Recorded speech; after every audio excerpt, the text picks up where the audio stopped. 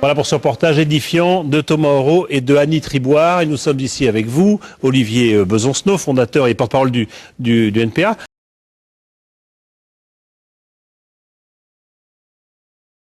Non, c'est vrai. Hein, c'est vrai, c'est ici qu'on tire nos affiches, notre matériel. Bon, le reportage, il est quand même assez édifiant, je disais. Édifiant, je crois que c'est le mot, ouais, parce qu'on se rend compte que la formation est un marché gigantesque.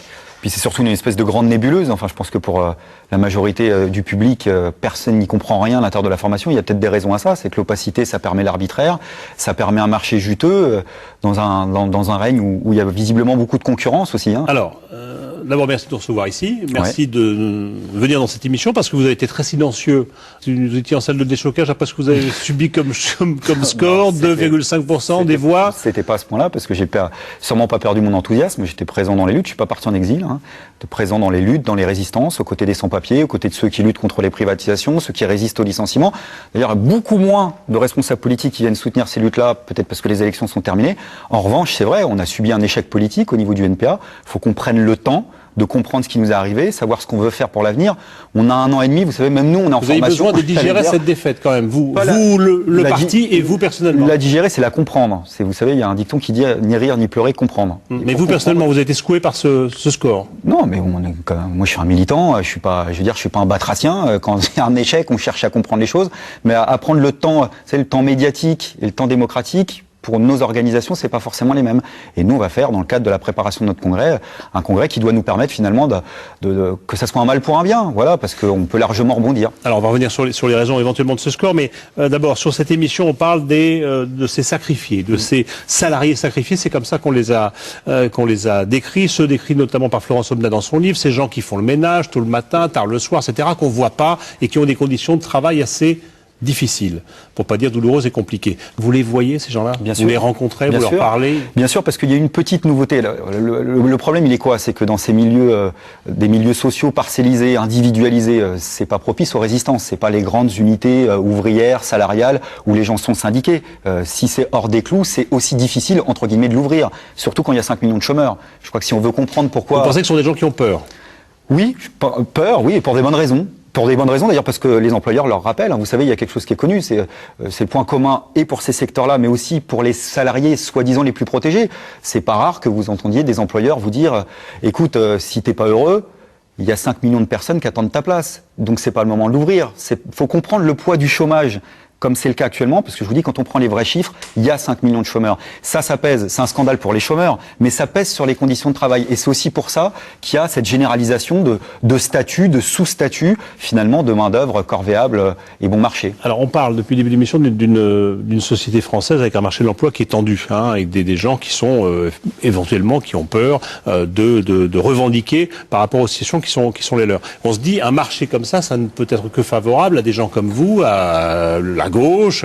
Moi, je suis d'accord avec vous, mais je parlerai pas d'eux comme un marché, mais d'un milieu. Vous avez raison, mais je crois que c'est une vraie contradiction. C'est-à-dire, il y a objectivement des raisons supplémentaires d'être révoltés pour eux, parce que peut-être plus que d'autres encore, ils subissent l'exploitation. Je vous dis, le problème, c'est qu'il n'y a rien de mécanique. C'est pas parce qu'on est plus exploité que les autres qu'on se révolte forcément, mais l'histoire, la longue histoire... C'est pour ça qu'on les voit pas chez vous et qu'ils viennent pas voter pour vous. Alors en même temps... Parce qu'on comprend pas le score que vous faites dans un contexte comme celui-là, pour faire simple. Non, mais c'est vrai, mais vous avez raison, mais parce que nous, faut comprendre par exemple, c'est une des incidences, hein, c'est qu'une des illustrations. Mais je crois que notre score électoral, le succès ou pas des anticapitalistes, il est à comprendre en effet en fonction du degré de rapport de force.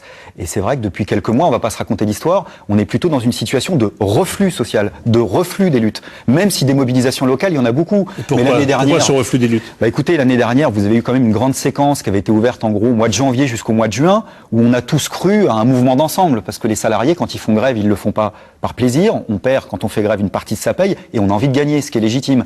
Et c'est plus utile, plus efficace de lutter ensemble. Il y a eu ces manifestations, on était 2-3 millions dans la rue. Et puis c'est vrai qu'il y a eu une stratégie du mouvement ouvrier, du mouvement syndical, des partis, qui malheureusement n'a pas aidé à la convergence des luttes. Et du coup, à la rentrée dernière, il y en a beaucoup qui se sont dit, on lutte, ne serait-ce que par, j'allais dire, par dignité.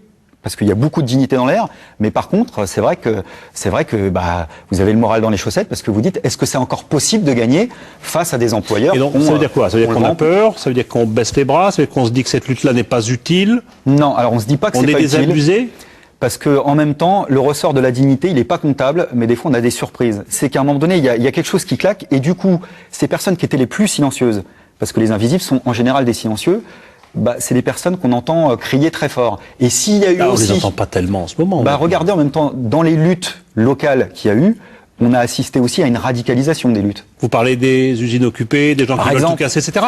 Mais on se demande et on se dit, est-ce que pour eux, vous n'êtes pas illisible, vous, par rapport à ces invisibles-là, parce que on vous a vu porter le débat sur le foulard, sur des candidats de chez vous qui étaient voilés, etc. Est-ce que vous n'avez pas raté le coche, ou en tout cas, est-ce que vous n'êtes pas trompé de discours vis-à-vis des préoccupations qui étaient celles des Français à ce moment-là? Plus substantiel qu'une question de discours, c'est savoir si on arrive à faire un outil politique nouveau, c'est le sens du NPA, qui soit capable d'être un prolongement à ces nouvelles formes de lutte, en l'occurrence, dont je parlais. On est dans une situation où il y a beaucoup de révoltes, ça je crois que c'est vrai.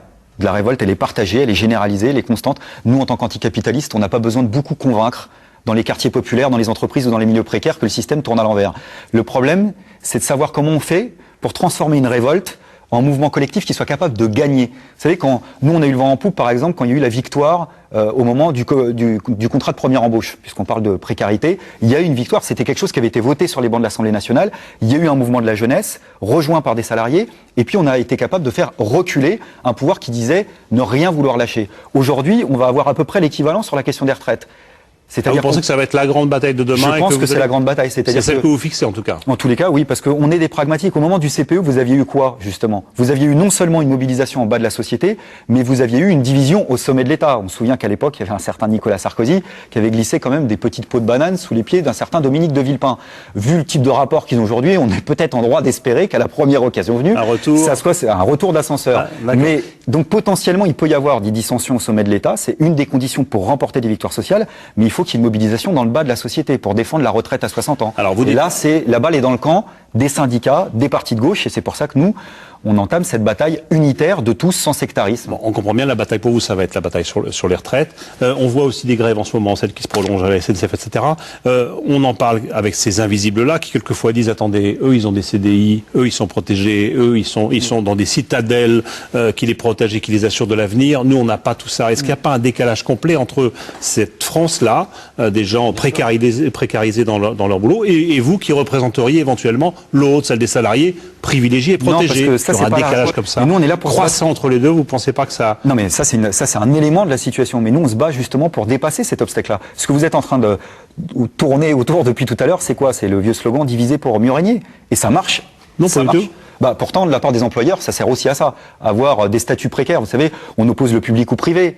On oppose les jeunes aux anciens. Moi, à la Poste, on a les deux statuts. On a le public et le privé. Je peux vous dire, ça marche malheureusement à merveille du point de vue des employeurs. C'est-à-dire qu'on oppose des soi-disant protégés à des salariés qui sont de statut privé. Et on est tous en train de se rendre compte. Ça, c'était le discours de mon entreprise, puisque c'est une entreprise, La Poste, il y a 5 ou 6 ans qui marchait plutôt bien. Et aujourd'hui, on est en train de se rendre compte à La Poste qu'on est tous en train de se faire bouffer à la même sauce.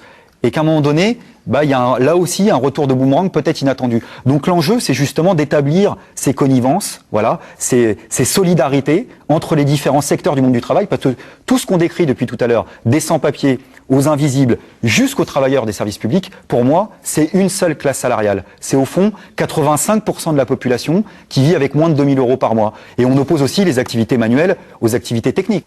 Et le rebond, il va venir de où? De la rue, des luttes, des résistances, ce serait pas mal. Ce serait pas mal du tout. Faire reculer le gouvernement sur la retraite à 60 ans, ce serait pas mal. Ça sera un début pour vous. Merci en tout cas. Merci Olivier Besancenot de nous avoir reçus ici dans votre imprimerie et au siège de ce NPA. Voilà, on arrive au terme de l'émission. Je voudrais remercier tous ceux qui nous ont accueillis, vous et puis d'autres endroits comme la Défense. Vous dire que vous disposez bien sûr de notre site internet pour nous faire part de vos remarques ou de vos suggestions. Vous remercier également ceux qui ont participé à la préparation de cette émission, que ce soit Gilles Delbos ou Sébastien Vibert à la rédaction en chef, que ce soit Anaïs Jeunet au plateau ou Philippe Lallemand à leur réalisation. Vous dire que dans une semaine, vous retrouverez Yves Calvier et mots croisés, que nous, dans 15 jours, on va parler de choses là aussi très sérieuses. On va parler de la dette et des économies et des sacrifices éventuels qu'il va falloir sans doute faire. Qui va les faire? Est-ce que ce seront les salariés, le secteur public, le gouvernement, l'État ou les riches? Grandes enquêtes à venir, donc dans 15 jours, ce complément d'enquête. Voilà, mais la soirée n'est pas finie. Je vous laisse bien sûr avec le journal sur France 2.